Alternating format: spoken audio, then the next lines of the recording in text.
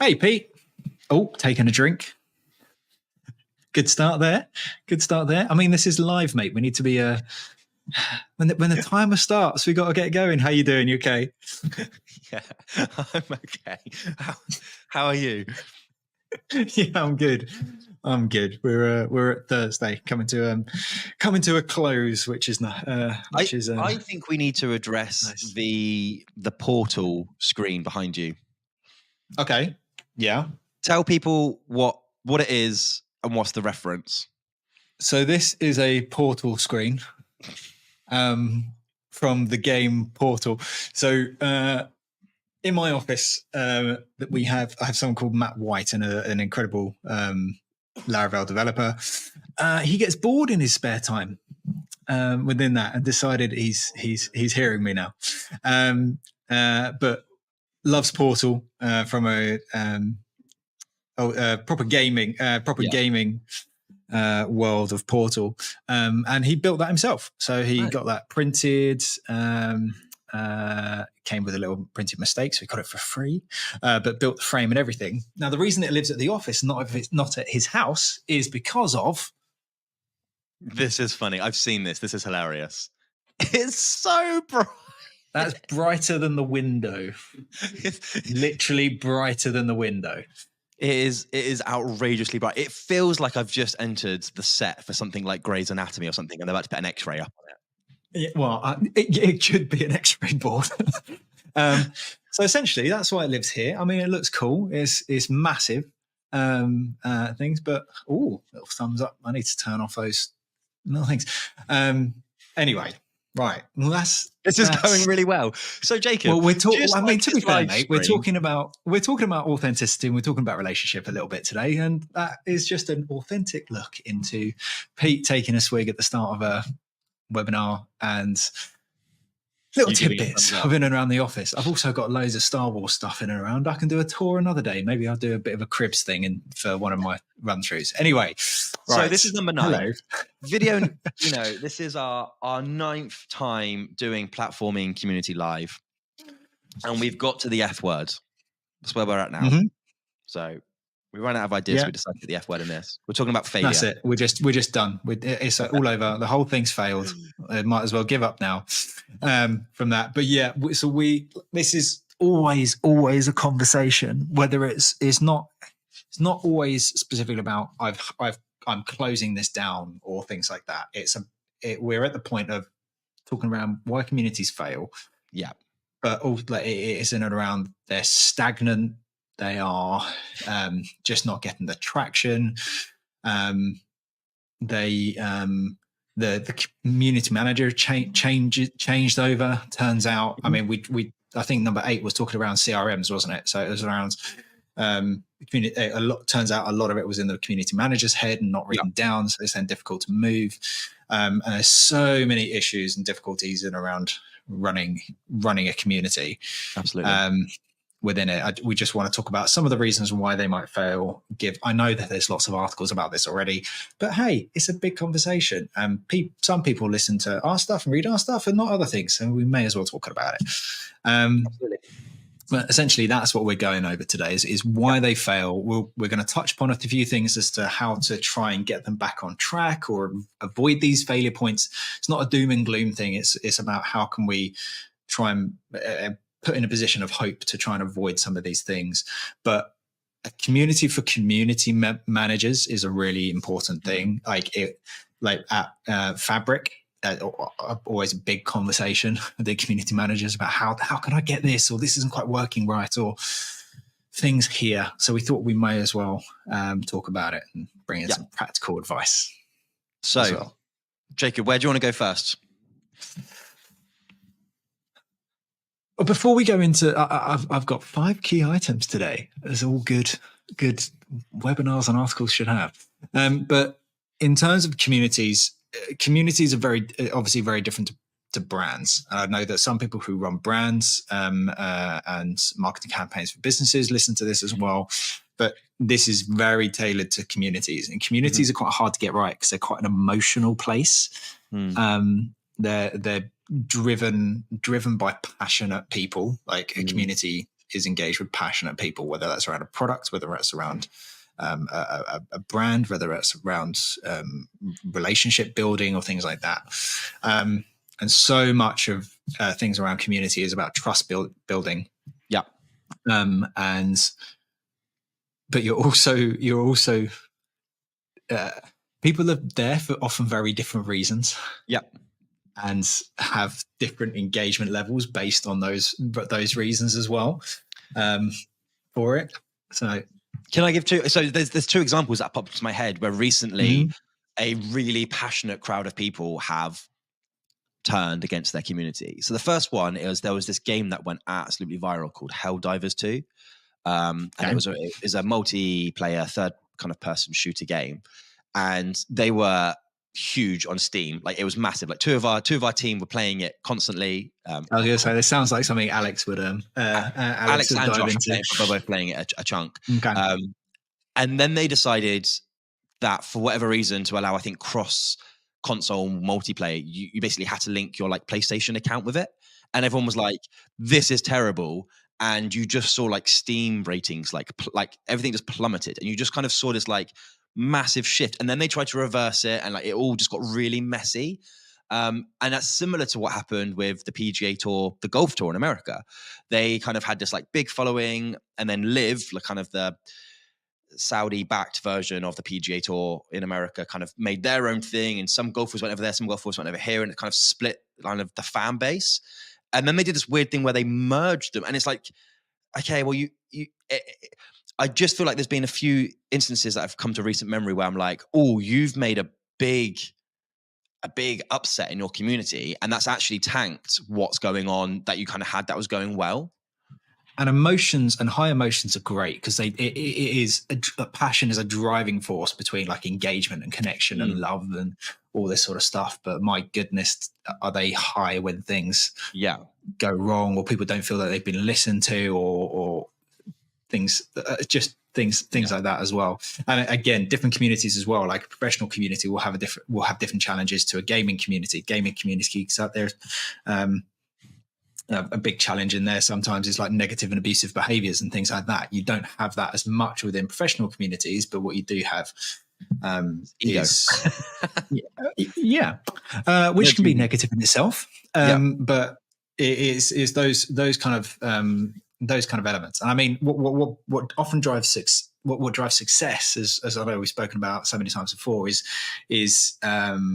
chief repeating officer. So consistently and just continuous, repetitive love and input and thinking, and like community managers almost means to be the most passionate people. That's not erratic passion, but a like strategic kind of passion for things within it as well. And it, like things like genuine engagement and effective moderation and being able to adapt to things are all what drives a solid community. They're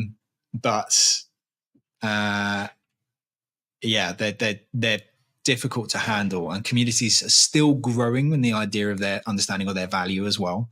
So often like operational resource constraints put a lot of pressure on the requirement to consistently think of, I've got to be the one leading valuable content and things. And there's a lot of moving parts. Lots of moving parts. I'm not saying that they're more difficult than businesses and brands. It's just they are different.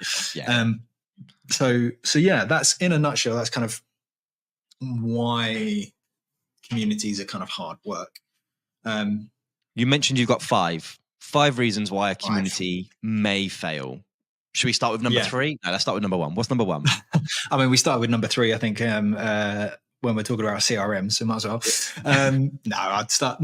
So number 1 from that is, and this goes kind of across the board, is impatience for results.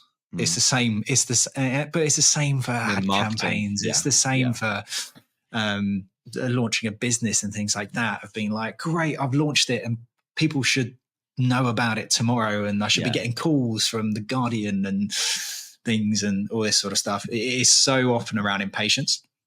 And where you go to a pub and you actually end up chatting to someone. You're actively making a friend. I know this is not a common thing this day and age with social media, but how it used to be done with making friends. I sound really old and bit ageist, don't I? Apologies. Anyway, going to the pub.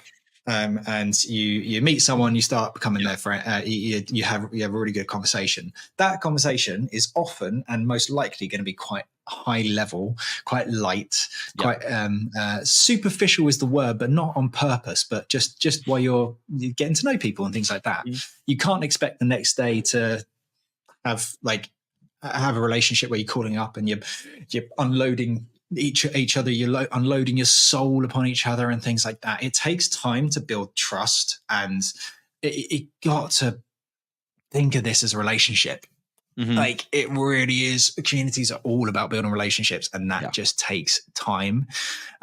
Communities are often built because passionate people have come together, really enjoyed their time together, all led around the same thing, and so the relationship is formed to then launch the community. That's a great way of launching it, but that's not always the case. You just got to kind of take time and things like that. That also doesn't mean diving head first into spending loads of money on awareness and and trying to get traffic to things and bits like that. It's about taking time of like personal connections and things there, and being honest as well, in the beginning.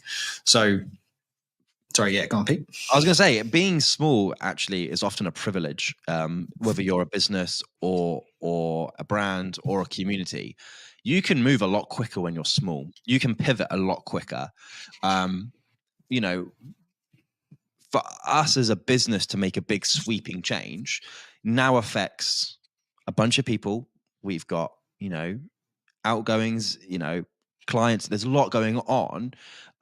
When it was, Andre, Rachel, and I going back kind of 8 years ago, or however long it was, we could just make a decision and it would just happen, right? When you're trying to shift something fundamental, you're trying to move 100 people from WhatsApp to Slack. That's doable. Try moving 100,000 people from WhatsApp to Slack. That's going to be an absolute nightmare. Like, it's just fundamentally make the most of being young, because you can make all those mistakes and you can kind of set your foundations well. But yeah, you can't expect, immediate results in terms of growth or click through or whatever you're trying to measure. Absolutely. And that it's about like setting realistic expectations on things, and keeping. And we spoke about mission and vision a while ago, and having like core fundamental things of what you're looking to in the future should help not make crazy or rash knee-jerk decisions. Rash is a good word. Word. Things like that. Just try and keep looking ahead of being like, I'm going to keep working on what I'm doing. The people that I do have, keep getting feedback and information from them, and things like that. And then then slow growth is good growth, because it often means you can manage it. You can manage it better. You can position yourself to capitalize on new kind of areas as they come from there and things like that. Intense, high intense, sort of trying to be high intense all the time just means you're just going to, like you said, knee-jerk decisions. That's number one. Can I mention something very brief on that, what you just said, because it was so good.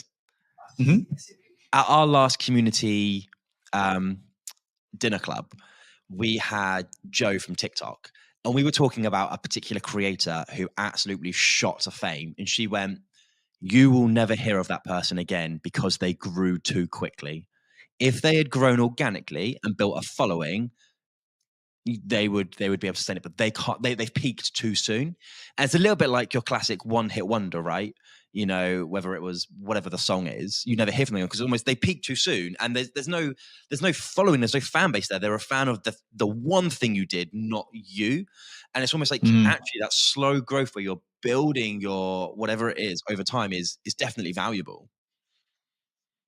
Absolutely. So yes, don't be impatient. It's okay. You'll get there. Number two. Things like that. Right. I'm going to sign up I'm going to join this community and things like that as part of, hey, welcome to the community. That's great. Here's our latest product that you can buy. Things like that. I'd be like, oh, cool. Well, I signed up this community to engage with other like-minded people and to actually learn something or come onto this. Say it's we spoke. I think we've spoken before about a community for accountants. Let's talk about zero launch accountants community and things like that. As part of that, you sign up and then you then say, right, now put all your customers onto Zero.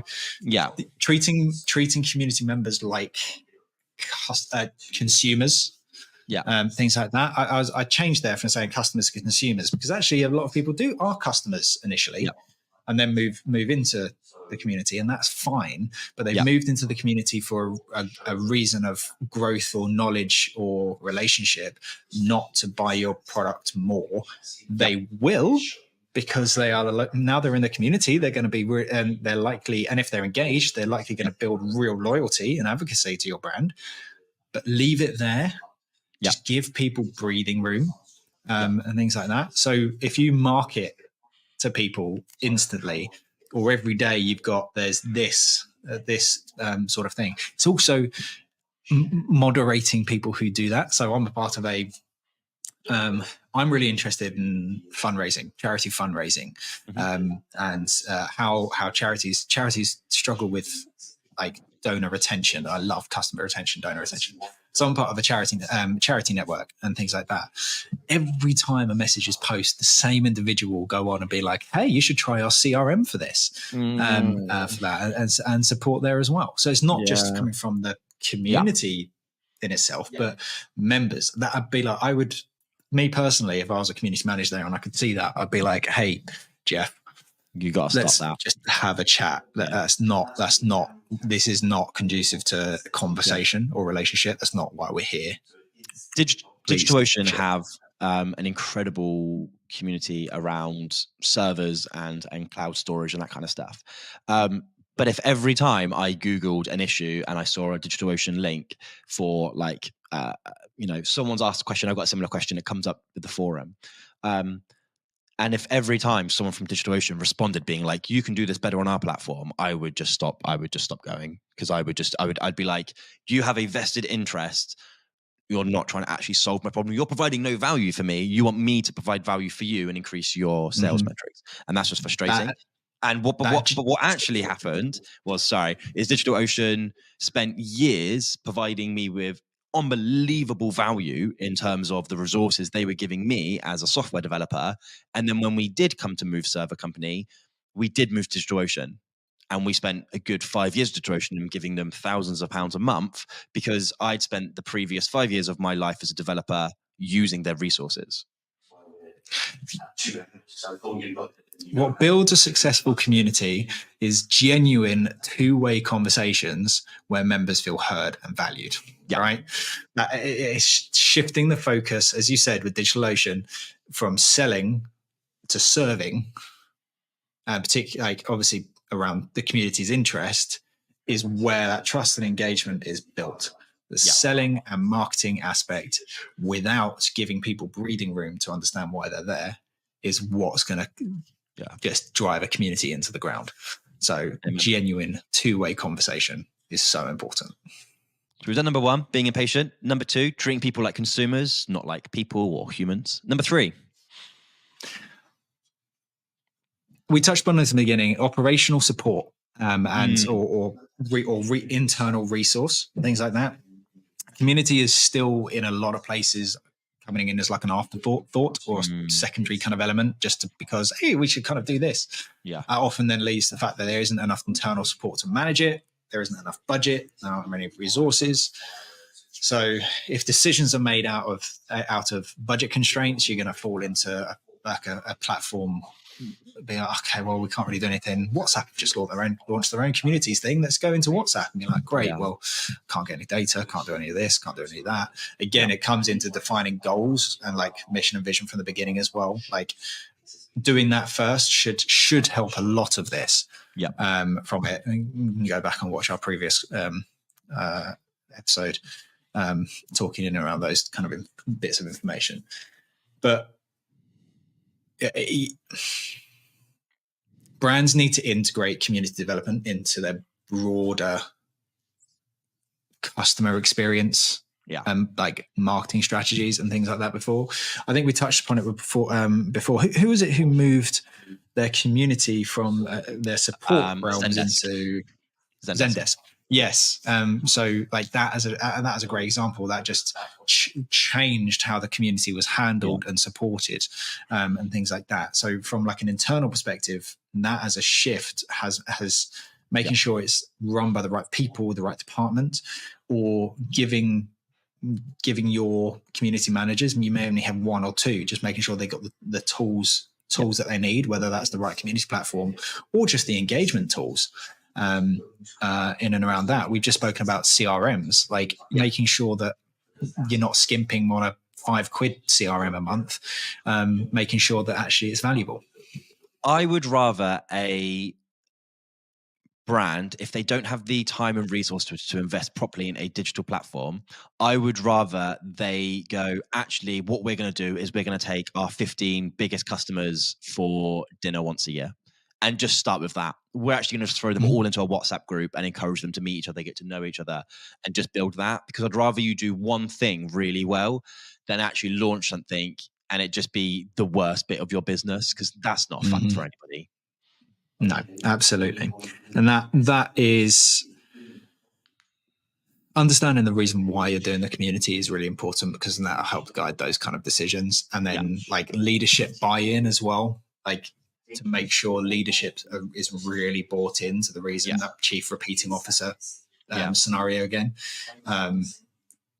They need to be on board to make this work and release those kind of resources and things like that. You looking for a stat on that in the 16.9% of C-suite don't get involved in their community at any level, according to our report. Let's change that. Let's make that. It's shocking, isn't it? It's wild. Like how, you don't have to be in there every day. We're not chatting about that. We're just talking about, get stuck in. It's one of those things. We got an article. Search in our Substack. Search for Yoto, where we're talking about the Yoto community and C-suite and the senior team getting involved to talk about the latest issue that they had on one of their products. That is a really great example of how everyone across the board should be communicating and feeling about their community. The third highest challenge for community managers in the report was listed as community and collaboration with leadership. So community managers are feeling that actually leadership are a challenge when it comes to how they run and grow their community. And that grind is going to just cause exhaustion and frustration, and things, and not help the community in the long run either. No. Cool. Let's go on to the next one. We've got 7 more minutes. Okay, cool. Well, let's just touch base on these last two. So, number 4 is poor community engagement, community management, things like that. That as a fundamental aspect is one of the key things that will bring a community down, things like that, and probably one of the hardest things to then either lift back up or just to start from this, because again, people are there for different reasons, will have different levels of time that they can engage or communicate or have those genuine relationships. To have a community manager in place, or community managers, or someone in place who understand the level that the community is at from an engagement perspective, then working out what the community needs is so important. The ability to initiate conversations, steer conversations, but also like manage moderation and conflict and things well. For example, Jeff on the Charity Connect network, who's selling his CRM, be like, you need to be hot on it. You need to really be there. From that side of things. So there's so much more we can talk around in terms of how to improve community engagement, things like that. Maybe we can talk about that in a separate kind of session. But understanding your members is the best place to start with that. Why are they here? What do they want? when do they want it? Now. Sorry, I couldn't help myself. Yeah, no, and it's spot on. It's spot on, and it's one of those things. We did a whole series. So we ran the Digital Community Leaders podcast, where we interview other community leaders and kind of chat to them. And we did a whole series. The whole of series 1 was, what is your number 1 tip for community engagement and growth? And it's just a massive topic, right? It's just a massive topic. And it's something that if you're running a community or thinking about running a community, you need to take seriously, because it's not something you can just expect that you'll build it and people will come. You need to be really thinking about this stuff in a proactive way, and have experience and mechanisms in place. And we're not talking engagement, just like, oh, someone gave me a thumbs up. We're talking about real, genuine connection. But that comes back to our conversation around having real data, not vanity data. So, absolutely, which kind of ties into point number 5.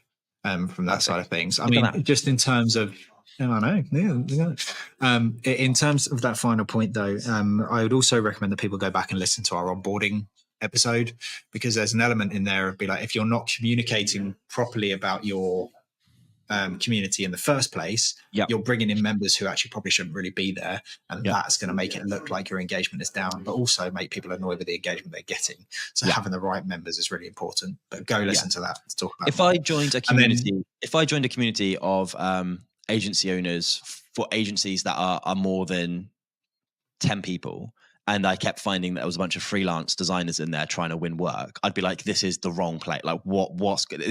I don't feel safe talking about what I'm going through in here, because I've lost that trust instantly. Like, it's just the wrong place. Yeah, absolutely. So having someone hot on that is really important. Then lastly, you're absolutely, it comes back down to our conversation around data handling and measurement. So failing to measure and adapt, or use that data that you capture to then adapt or pivot or use that to support your engagement strategies is a big area. It flatlines. Or again, you're just going back onto what does this feel like, rather than necessarily of actually what is happening.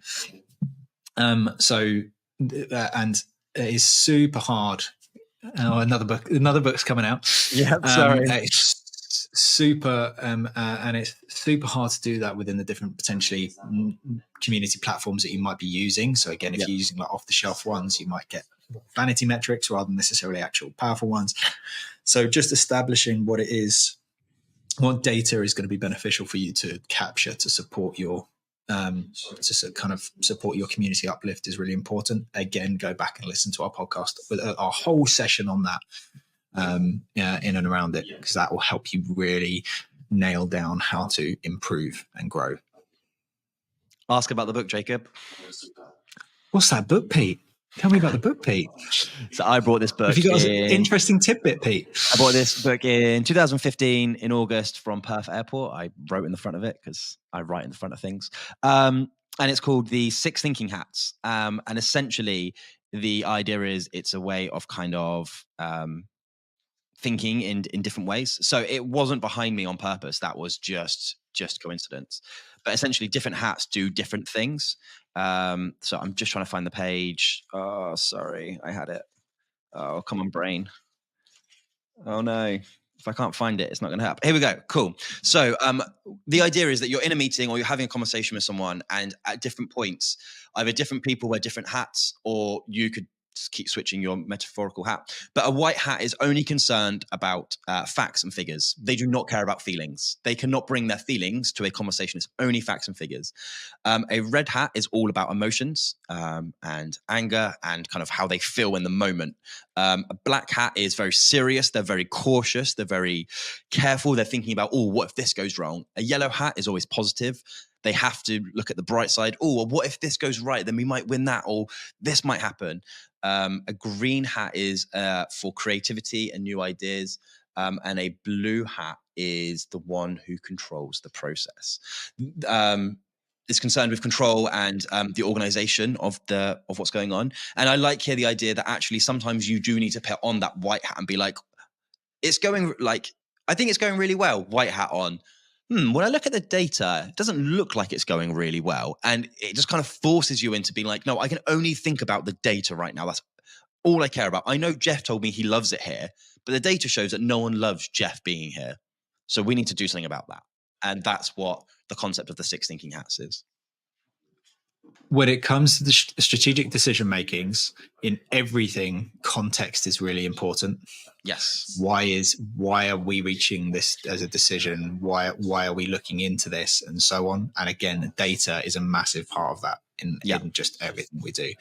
I'm aware time is moving on, so Yes. shall I give a little bit of a sort of summary of things within that? So in a nutshell, what's going to help community find success, and these feel generic, but obviously listen back and we can go deeper into these, is it is so important to put like genuine connection and authenticity and maybe value first, and that can come from your moderation, that can come from you can instigate that and lead onto that, but just keep that as the main aim, kind of being you're leading for. Treat your community as members and people rather than necessarily just numbers and consumers and potential consumers in and around that.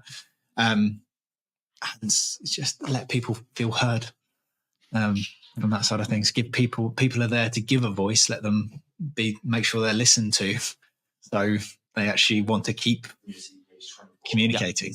A successful community is built on trust.